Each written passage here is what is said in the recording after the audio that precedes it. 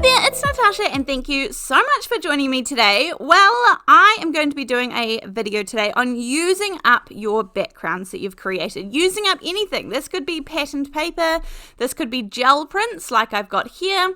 These ones I used the Stamperia acrylic metallic paints on these and they are just stunning. But we want to make these into some beautiful backgrounds today. Now, it doesn't matter whether, as I said, you have paper pads, you have stamped off pieces, you have more, I'm going for more solidy type colors in this one, and I've got the pinks, the oranges, and the yellows that I'm going to work on today. You might also have like blues and greens and turquoises, or purples and pinks, or something like that, but I'm going to go with the orange, the pink, and the yellow, because these are bright and bold and beautiful. Now, just to recap ever so quickly, this is how I created them. These are the metallic paints that I was telling you about from Stamperia, and I was using my 9x11 gel plate to do some prints, and these were just stunning. These were on some acrylic paint backgrounds. But then I would remove the stencils and this is what was left, and I'm just going to do this on some plain white. This one actually happens to be rice paper, but you could do cardstock, you can do copy paper, all of the above, and then this is what we get here. So these are absolutely stunning. Again, I have a separate video on how you can go about using all of those. That is about adding inks and all sorts. You can use whatever you have. Like for example, these are acrylic paints, and I'm going to water these down enough that I can create like a wash to put over top of these, and the metallic paints just stand out beautifully. They shine through, and of course this is going to color even the core of the rice paper, so even if you rip it or tear it or cut it, it's not going to have a white core, it's going to have the colored core all the way through. Lots of different things that we can do with these, but this is how I got onto today's topic of using up all of our backgrounds. And because it's really, really easy to make lots of backgrounds. For example, if we are, doing like a technique that we just get really excited about, the smushing, ink smushing, or we're going to do some using some acrylic blocks to put down the color, or if you've just got some gel printing to do, it can be very easy to pile up a whole lot of backgrounds. And these don't even have to be whole backgrounds, they can absolutely be scraps of backgrounds. We can use up our scraps. You can use up bits and pieces that you have lying around to put these together, because these are real piece it together sort of backgrounds. So let's go. I'm going to use some multi-matte medium. This is from Ranger. There are lots of different things that you can use here. This is just a liquid glue. I'm going to use this with a paintbrush. This one is my favorite. It dries completely matte with no sheen or shine or anything like that to it. And so that's why this is one of my favorites. I also put this into some glue bottles and use it that way too, just because it is a great glue for using in my general card making as well.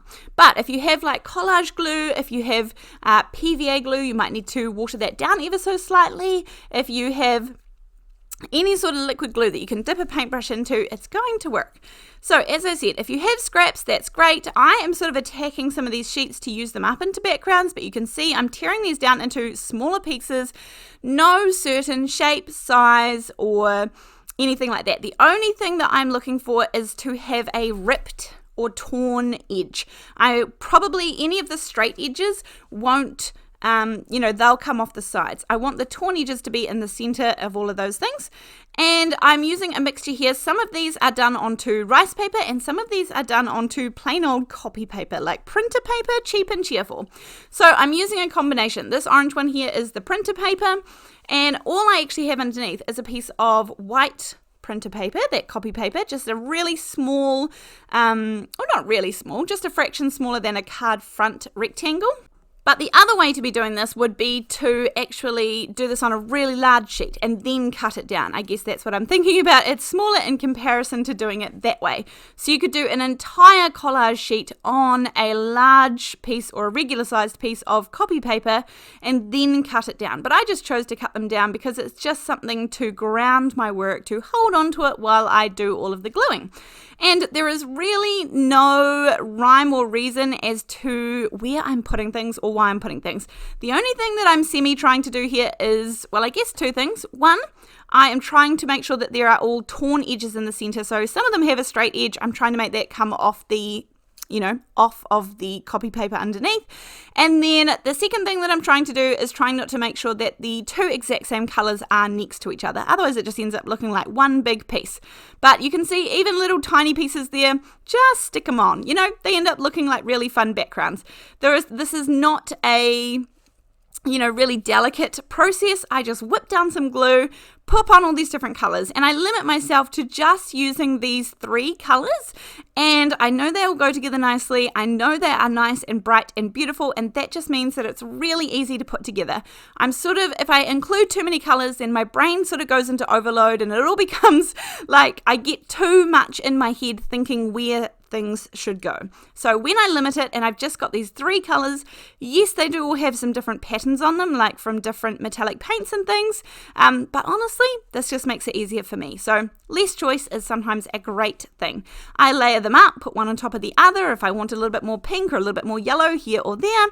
No rhyme or reason, we're just putting down these backgrounds. So this is what I ended up with when they dried. You can dry these with a heat gun, that's absolutely fine, or you can just let them naturally air dry depending on where you are and how long that might take. I did a little bit of both. So at the moment these look a bit raggedy, maybe. They look a bit scruffy, and so we can tidy these up. That's super, super easy. But I do want to think about our focal points. Now, I haven't used these in a while, but I've had them in my stash, and that means I need to use them. These are the washi tapes from AALL and Create, and these ones are the sort of layering image washi tapes. I think these are one of the most fun washi tapes out there. Absolutely. This one here is called Unwritten, and it is absolutely gorgeous. It's that typewriter, and it's made out of washi tape. How cool is that? This one here is called Flamingo Go-Go, and again, you cannot even see the lines where all of the washi tape joins. It is just so cool.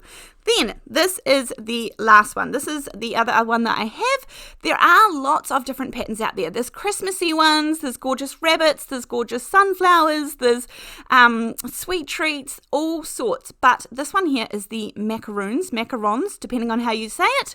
But these are absolutely gorgeous because this is all you do. You can see that there's sort of a natural gap right there. There's a natural gap where there's sort of no words and no image, and you know that that's where you're going to tear it, and then you just line it up and pop it right underneath the last one.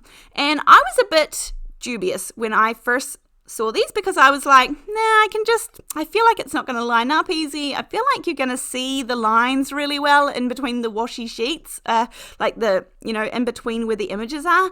But let me tell you, you cannot. I absolutely love these. And these aren't new at all. I purchased these, 6 months or a year, whenever they last came out.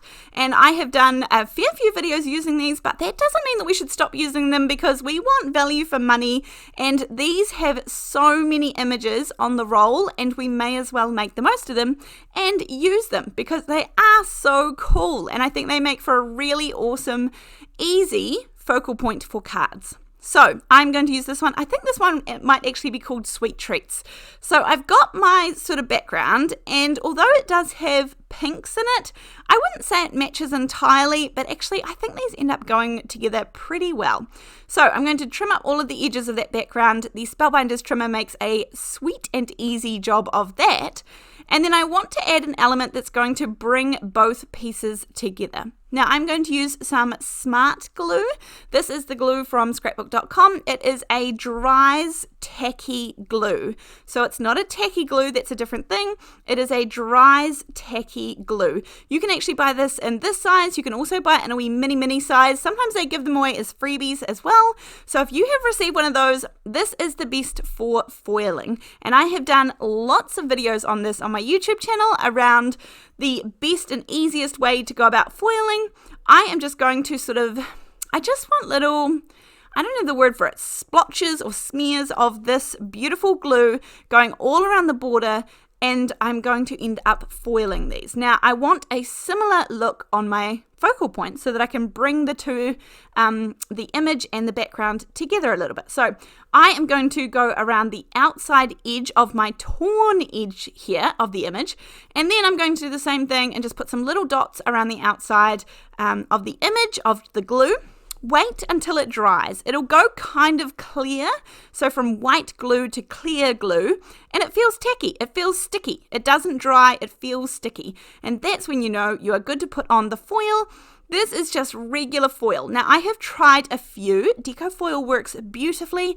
This tonic foil, although there is not a really big wide range of colors, I stick to my golds and silvers and, reds and greens at Christmas and thing. There's rose golds and that sort of thing. Those work perfectly for me, and this is probably the best foil I have found overall. You can see it now shines, it catches the light, and it has just worked perfectly. Now, I do say, I put the glue on haphazardly, so that's not the foiling problem. That's exactly how I wanted it to look. You could also use a stencil. You could put it through a stencil, the glue, and that would give you a more controlled look if you wanted to do that as well. But if you look carefully, the edges of my focal point are now glimmering gold, and I absolutely love that. No machines involved, just some glue. I have to wait a couple of minutes for it to dry, depending on where you are. It dries pretty jolly quickly. I absolutely recommend investing in some of this glue. It is cheap and it goes on for a long, long time because I have only ever bought the one bottle. But I really do love this technique. Then I'm going to pop this on my background. I popped it on a 4 1/4 by 5.5 inch card base, and I've just put it off at a little bit of an angle, which sometimes takes me a minute to, get my brain around, but we can do it. And then I have the Waffle Flower Happy Birthday set, and I made all of these in the video titled Best or Greatest Die Cutting Hack Ever, because this gives you perfection when it comes to lining up your die cuts with a stamp. And I don't usually say that I aim for perfection because that is just a very lofty goal, but actually I aim to do the best that I can do, and this is almost perfection. So, it's saying a bit that I will even say that. I've got a nice little happy birthday to you that's going to go down the corner there. It makes the card a bit more evenly weighted because the image was off tilted to the right, and so the sentiment down there just weights the card really nicely, and then that is pretty much it. Using up these beautiful backgrounds, an easy focal point, that glimmering gold, I can't stop looking at it. It worked a treat. And that is our card for today. We'll see you next time. Bye.